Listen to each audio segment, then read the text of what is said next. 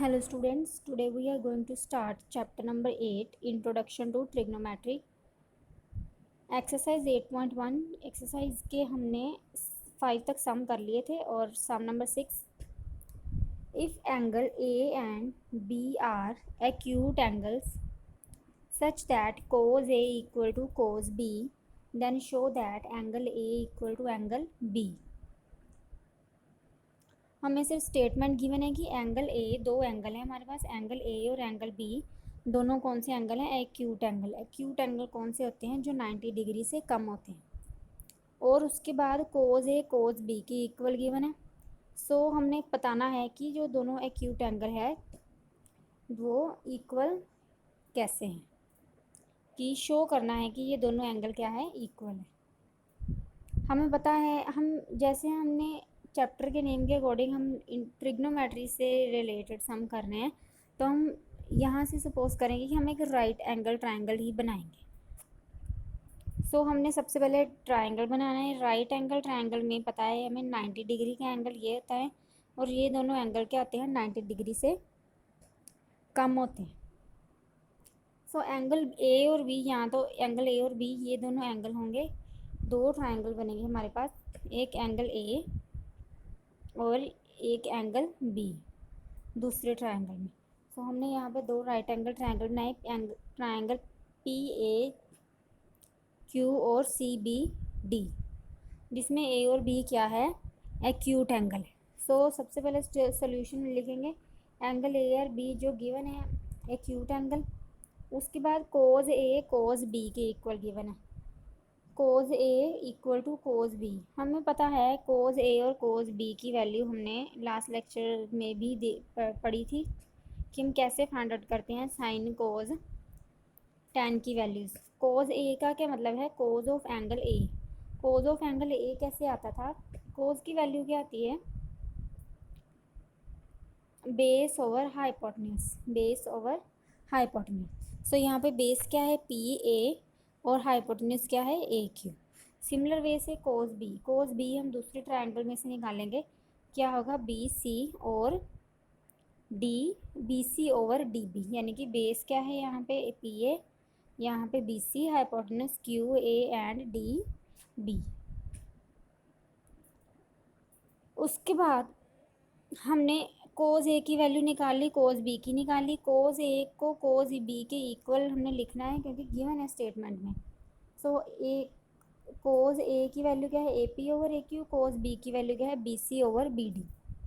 So A P over A Q को हम B C और बी डी के इक्वल लिख सकते हैं क्योंकि ये दोनों किसके इक्वल है? ए दोनों क्या है? कोज ए के इक्वल है और कोज बी के इक्वल है।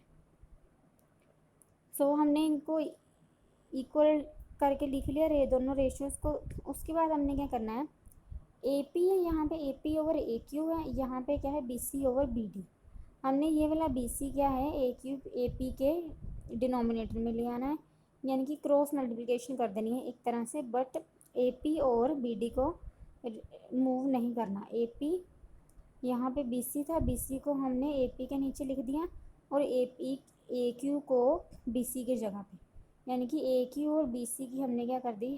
Position interchange. उसके बाद हमने सॉल्व करना है एंगल्स को। So A P over B C, A P over B C और A Q over B D जो है दोनों इक्वल हैं। इसको हमने एक रियल नंबर के इक्वल मान लिया।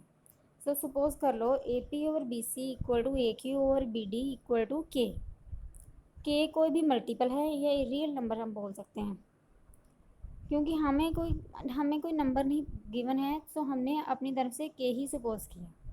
सो ए पी की वैल्यू क्या आ गई? बी सी इंटू के, बी सी के साथ मल्टीप्लाई आ गया। अगर ये दोनों इसके इक्वल है तो ये वाला पार्ट इंडिविजुअल भी इसके इक्वल होगा। It means A P over B C किसके इक्वल होगा? के। सो यहाँ पे ए पी की वैल्यू आ गई कितनी? बी सी इंटू के, बी सी क्या आ जाएगा? मल्टीप्लाई के साथ। सिमिलर वे से ए क्यू की वैल्यू क्या आ जाएगी? बी डी इंटू के। उसके बाद इन triangle A P Q and B C D, ये दोनों ट्रायंगल लिए हैं, दोनों ट्रायंगल में P Q over C D,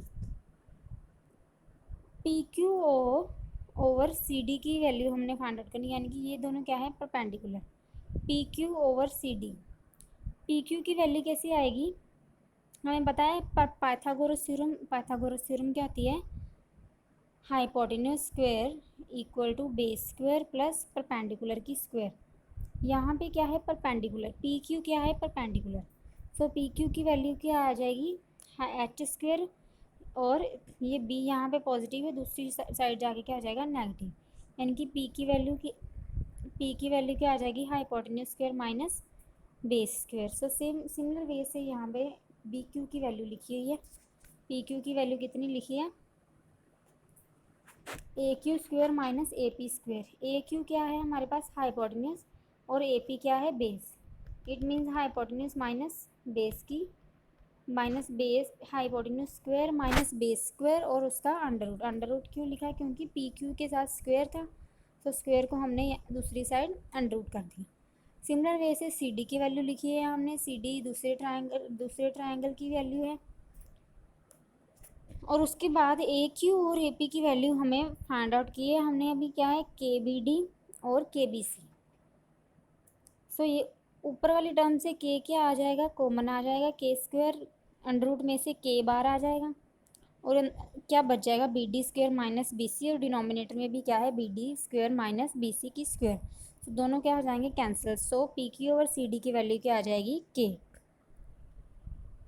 give this equation number second from the equation first and second. First equation में क्या था कि A P over B C, A Q over B D किसकी इक्वल था, के की। अब हमारे पास एक न्यू टर्म आ गई है कि P Q over C D भी किसकी इक्वल आ गया, के की, यानी कि अगर तीनों के इक्वल है, इट मीन्स तीनों क्या होंगे, इक्वल होंगे, तीनों साइड्स, ये क्या है, साइड्स हैं एंगल्स की, ट्राइंगल्स की। सो तीनों साइड्स क्या हैं, एक दूसरे के प्रोपोर्शन है, यानी कि ए पी क्या है, ए पी किसके इक्वल है, बी सी के, यानी कि ये साइड इधर वाला बेस दूसरे ट्राइंगल के बेस के क्या है, प्रोपोर्शन है। सो हमें पता है कि एक हमने प्रॉपर्टी पढ़ी थी, साइड सिमिलैरिटी प्रॉपर्टी। इसमें क्या था कि अगर तीनों साइड्स किसी भी ट्राइंगल की प्रोपोर्शन होती है, तो वो ट्राइंगल्स, तीनों साइड्स किन्हीं दो ट्राइंगल्स के प्रोपोर्शन होती है, यानी कि अगर हमारे पास दो ट्राइंगल हैं, उनकी तीनों साइड्स एक दूसरे के प्रोपोर्शन हो, तो वो दोनों ट्राइंगल क्या होते हैं, कॉन्ग्रुएंट होते हैं, और उनके जो कॉरेस्पॉन्डिंग एंगल्स होते हैं वो क्या होते हैं, इक्वल होते हैं। सो इनके कॉरेस्पॉन्डिंग एंगल्स क्या हो गए, ए बी ए सी। ए किसकी, ए कॉरेस्पॉन्डिंग एंगल क्या है, ए और बी, यानी कि एंगल ए और एंगल बी दोनों क्या हो गए, इक्वल हो गए। सो हैंस प्रूव्ड, हमने यही प्रूव करना था, एंगल ए किसकी इक्वल है, एंगल बी के। Question number 7, if cot theta equal to 7/8, evaluate this. Cot theta की वैल्यू,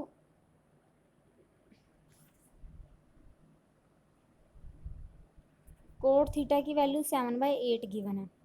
सो हमें पता है कोट थीटा क्या होता है, base over perpendicular. So base की वैल्यू ट्राइंगल में, हमें एक राइट एंगल, जब भी हमें कोई ऐसी वैल्यू गिवन हो तो हम सबसे पहले क्या ड्रॉ करेंगे, एक राइट एंगल ट्राइंगल ड्रॉ करेंगे, जिसमें हम आइडेंटिफाई करेंगे कि जिसकी भी वैल्यू गिवन है उसमें बेस क्या है। दो की वैल्यू तो हमें गिवन ही होगी, जब बेस परपेंडिकुलर गिवन होगा, जब परपेंडिकुलर हाइपोटेन्यूज गिवन होगा, जहाँ हाइपोटेन्यूज बेस गिवन होगा। यहाँ पे क्या गिवन है, base over perpendicular coat theta की वैल्यू, ठीक है। सो ट्राइंगल ए बी सी में हमें दो साइड्स गिवन है, तीसरी हमने क्या करनी है, फाइंड कर लेनी है by Pythagoras theorem. So A C square किसके इक्वल आ गया, A B C plus A B square, B C की वैल्यू क्या है, 8k प्लस 7k। के हमने कोई भी मल्टीपल क्या है, दोनों में से मल्टीप्लाई हमने के मल्टीप्लाई किया हुआ है। के क्या है, एक मल्टीपल है, मल्टीपल मीन्स कि अगर 7 8 के साथ डिवाइड हो रहा है, तो 7 के साथ कोई ऐसा नंबर मल्टीप्लाई हो रहा होगा जो कि 8 के साथ भी हो रहा होगा, तभी तो दोनों एक दूसरे को प्रॉपर डिवाइड कर रहे हैं। सो वो नंबर हमने क्या सपोज कर लिया, के। सो 8k² मीन्स 8 की स्क्वायर 64, 7 की स्क्वायर 49, सो क्या हो गया 103k²। सो ए सी की वैल्यू क्या आई √113 इंटू के। उसके बाद फर्स्ट वैल्यू फाइंड आउट करनी है sine 1 plus sine theta over 1 plus cos theta into 1 minus sine over 1 minus cos. So sine theta की वैल्यू हमने फिल कर देनी है। साइन थीटा क्या होता है हमारे पास, हाइपोटेन्यूज क्या आ गया 113। साइन थीटा क्या होता है परपेंडिकुलर ओवर हाइपोटेन्यूज। सो साइन थीटा की वैल्यू हमने परपेंडिकुलर 8 है, हाइपोटेन्यूज √113। परपेंडिकुलर और साइन थीटा की वैल्यू फिल कर दी न्यूमिनेटर में, डिनोमिनेटर में कॉस थीटा की। कॉस थीटा क्या होता है बेस ओवर हाइपोटेन्यूज। सो ये क्या फॉर्मूला बन रहा है यहाँ पे a plus B A minus B. हमें पता है फॉर्मूला क्या होता है a² माइनस b² का फॉर्मूला आता है a plus B equal to A plus B into A minus B. A plus B into A minus B किसके इक्वल होता है a² माइनस b²। सो हमने फॉर्मूला अप्लाई कर देना है यहाँ पे 1 प्लस 8 ओवर √113। सो 1 माइनस 8 ओवर √113 क्या बन गया 1 की स्क्वायर नहीं लिखा हुआ है यहाँ पे क्योंकि 1 की स्क्वायर 1 की इक्वल ही होती है। सो 8 ओवर √113 की हमने स्क्वायर लिख दी। इसका मतलब है a² माइनस b², इसका भी मतलब है a² माइनस b²। यानी कि 1 की स्क्वायर क्या होगी 1। सो 8 की स्क्वायर क्या होगी 64 ओवर √113। √113 की जब हम स्क्वायर करेंगे तो स्क्वायर के साथ अंडर रूट क्या हो जाएगा कैंसिल हो जाएगा। सिमिलर वे से डिनोमिनेटर में 7 ओवर 7 की स्क्वायर 49, 113 एज इट इज। उसके बाद एलसीएम ले लेना है 113 न्यूमिनेटर डिनोमिनेटर में से कैंसिल हो जाएगा। 113 माइनस 64 क्या आ गया 49 और 113 49 क्या आ गया 64। सो दोनों इसकी वैल्यू जिसकी हमने फाइंड आउट करनी थी इसका आंसर क्या आ गया 49 ओवर 64। सो कोट स्क्वायर की वैल्यू कोट स्क्वायर थीटा की वैल्यू आपने खुद फाइंड आउट करनी है। Find yourself. थैंक्स।